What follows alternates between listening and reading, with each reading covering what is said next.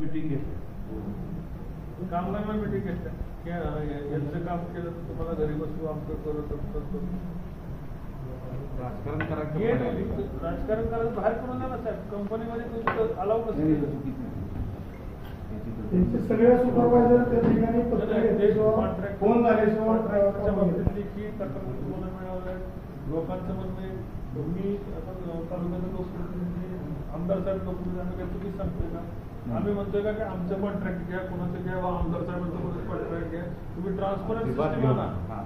तुम्ही हे जर कॉन्ट्रॅक्टर असेच ठेवले जे राजकारणामध्ये एक काम करतील, लोकांच्या गोरगरिबांचे पगार खातील, तर आम्हाला साहेब तालुक्यातल्या लोकांच्या 5,000 लोकांच्या त्या ठिकाणी प्रतिनिधित्व करायचे, आम्हाला कंपनीच्या विरोधात भूमिका घ्यावी लागते. प्रसंगी जाऊन आम्हाला गुन्हेही दाखल करावं लागतं कंपनीच्या विरोधात, मॅनेजमेंटच्या विरोधात करावं लागतं. पण तुम्हाला कमीला परवडेल का, तुमच्या इंटरनॅशनल बोर्डाला परवडेल का ते बघा. कारण आम्ही डायरेक्ट हे सगळं झाल्यानंतर आम्ही लोकांना जर पगार त्या ठिकाणी फिरवणूक झाली तर डायरेक्ट कंपनीवर गुन्हे दाखल, कारण फौजदारी गुन्हे करणार. आम्ही ते काही आयुक्तांकडे जाणार नाही, आम्ही डायरेक्ट फौजदारी कंपनीच्या गुन्हे करणार. त्याचे सगळे कलम सगळे ॲडव्होकेटने दिलेले आहेत. त्या आठवड्यात तशीच राहिली तर पुढच्या आठवड्यामध्ये कमिन्सवर गुन्हे दाखल केले जातील. कारण तुम्हाला आम्ही सांगतोय की कंपनी चांगली, कमिन्स चांगलं आहे, पण कमिन्स लोकांना बदलायला तयार नाही. कारण सगळ्या कॉन्ट्रॅक्टरने आतली सिस्टीम मॅनेज केली.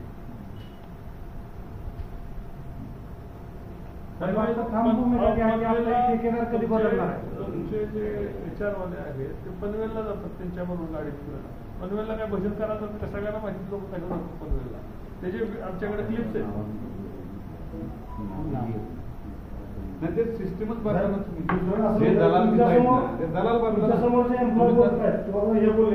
अजून त्यांच्या वेगळ्या पद्धतीने प्रेशर टाकलं, त्याला पेपर पूर्ण बसवायचा हा उद्देश तिथं ते सुपरवायझर लोक करतात.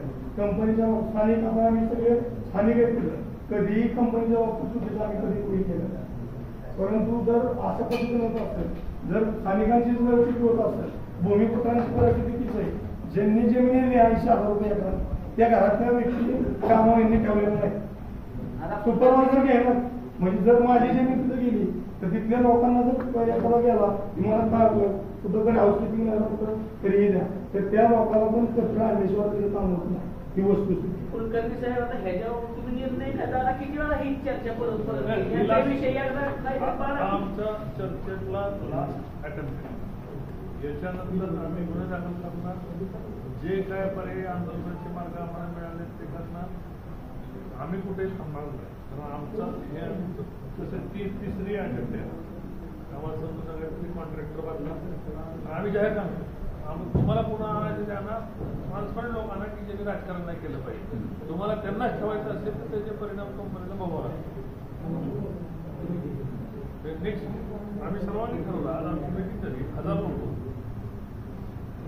1000 लोकांची मीटिंग झाली की काय करायचं काय नाही.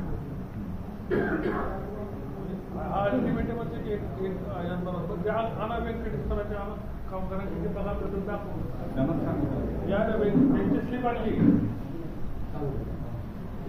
हे बघा बुरुंगची डायरेक्ट त्यांच्या कॉम्प्युटरची कॉपी.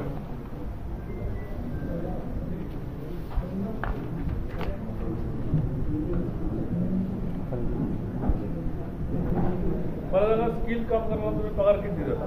PTC including bonus. हां, इन्क्लुडिंग जर बोनस आपण बघितलं, बोनस आणि लिमिट पाहिजे असेल तर स्किलचा पगार जो आहे आता 23,121 रुपये CTC स्किल काम करतात आता. Including bonus, bonus leave with wages, provident fund सगळं, इन्शुरन्स सगळं आलं. 23,000. सेमी स्किलला आहे 21,392.8 म्हणजे 21,393 पकडा. आणि अनस्किलला आहे 20,159. हे आत्ताचे स्किल आहेत जे आपण फेब्रुवारीमध्ये जे रिवाईज होतं ना, आपलं जानेवारीमध्ये रिवाईज होतं, फेब्रुवारीमध्ये सर्क्युलर येतं, यावेळेस डेट आलं त्याच्यावरचं नवीन वेजेस आहेत. फेब्रुवारी महिन्यात येतो मीटिंगमध्ये त्याच्याप्रमाणे आपण हे सगळे त्यांना हातात किती येतो ते पण सांगणार. हां ठीक आहे. आता स्किल जर असेल तर हातात डिडक्शन होऊन येतं 16,958 रुपये, सेमी स्किलचं येतं 15,410 रुपये आणि अनस्किलचं येतं 14,309 रुपये. आणि 10,000 म्हणजे हाऊसकीपिंगवाल्यांना 10,000 रुपये स्लिप त्यांचे 10,000 रुपये देतात तुम्ही, 10,000 ते 11,000 रुपये.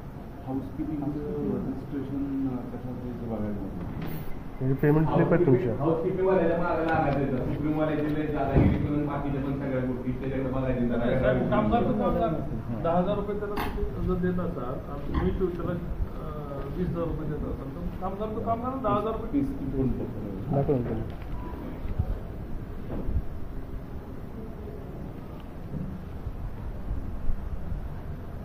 पेमेंट स्लिप सुद्धा आहे. नाही हे पेमेंट नाही आहे,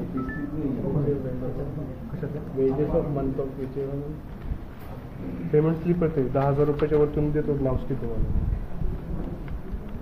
सुप्रीमची दिवस किती अटेंड केले अटेंडन्स फक्त बघितलं पाहिजे. नाही पण कुठल्या सालचे 21चे कंत्राटी कामगारांच्या विषयावर या ठिकाणी प्रांत मॅडमच्या उपस्थितीमध्ये या ठिकाणी चर्चा झाली. संपूर्ण याचं दुःख त्यांनी मांडलं आणि या ठिकाणी आधी जे प्रांत होते त्यांनाही चुकीच्या पद्धतीने खूप वागणूक मिळाली. प्रांत मॅडमने पण त्यांच्या भावना त्या ठिकाणी सांगितल्या. याचबरोबर लोकांची काय अडचणी त्यांनी एखाद्याने चोरी पकडून दिली त्याला कशा पद्धतीने त्रास दिला जातोय.